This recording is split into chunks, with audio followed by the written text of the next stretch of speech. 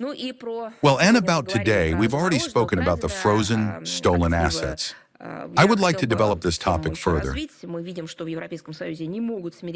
see that in the European Union. They cannot come to terms with our and other partners' efforts to resolve the Ukrainian crisis,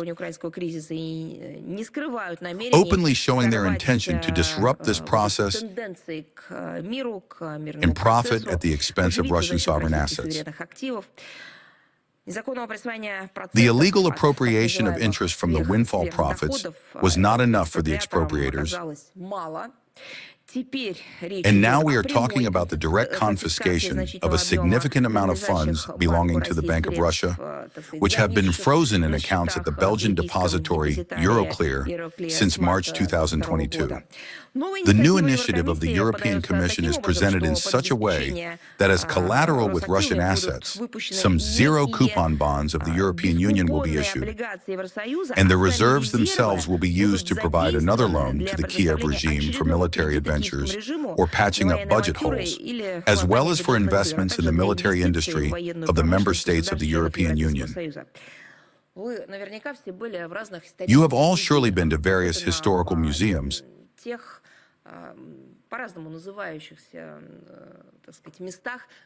especially those places with exhibitions related to genocide, the fight against Nazism,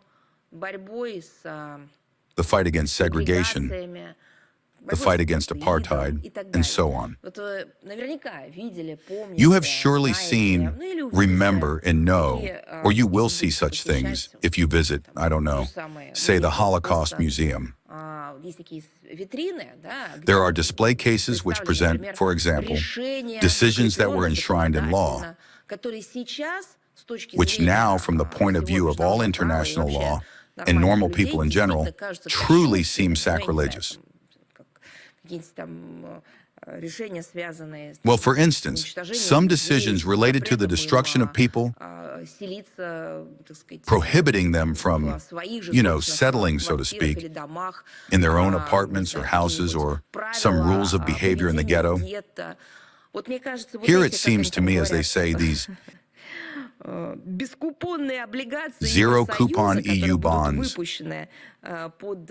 which will be issued and backed by assets stolen from Russia. If they are issued, they will also one day be presented in display cases, in exhibitions dedicated to Russophobia, to a period on planet Earth when Russian citizens of Russia, people who speak the Russian language and profess Russian culture, were persecuted, killed, and called for destruction.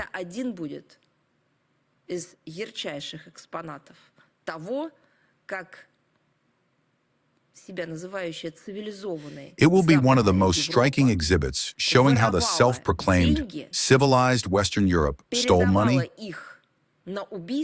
transferred it to finance the killing of Russians, and issued zero-coupon bonds on that basis. Ukraine allegedly will repay the loan only after receiving reparations from Russia. In that case, the Kiev regime, according to the European strategists, will settle accounts with the European Union, which in turn, they say, will return to us the frozen assets. This is, in broad strokes, the story of another adventure. The details of this venture are not yet clear.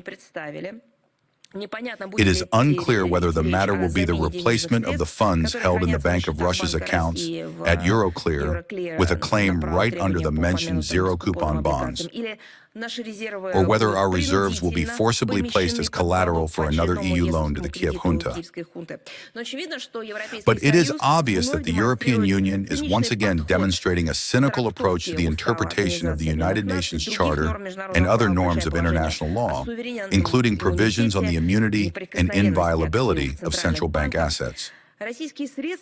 Russian funds were placed in Euroclear under certain conditions that were later changed by Brussels unilaterally by law in order to appropriate our gold and foreign currency reserves. This is outright fraud and robbery. Так это характеризуют все те, для которых This is how it is characterized by all those for whom law, international law, the legislation of their own states, and international agreements, bilateral agreements, is not an empty sound. This was also characterized by the President of Russia, Vladimir Putin, who placed special emphasis precisely on the aforementioned theses. Whatever innovations European bureaucrats may invent, however the new scheme is dressed up, this will not change the criminal nature of the European Commission's confiscatory intentions. Any actions with Russian assets without our consent are null and void from the standpoint of international and contractual law. There is no legal way to take another's funds without it affecting the pocket and prestige of the expropriator. Everyone can see that the European Union has simply trampled upon the notorious rules on which, according to Brussels' design, the world order was supposed to be based. They have trampled not only on international law, but also on what they themselves tried to sell to the international community as the future. And of course, the European jurisdiction has ceased to be a safe haven for financial assets. To entrust one's funds to Europeans, including Euroclear, is henceforth fraught with their complete loss. We call on them to think more than once before taking reckless actions. This venture will only prolong the agony of the Kiev regime, which has lost its legitimacy, will not receive any reparations from Russia, and will be unable to repay its debts. Well, let's be frank on their behalf.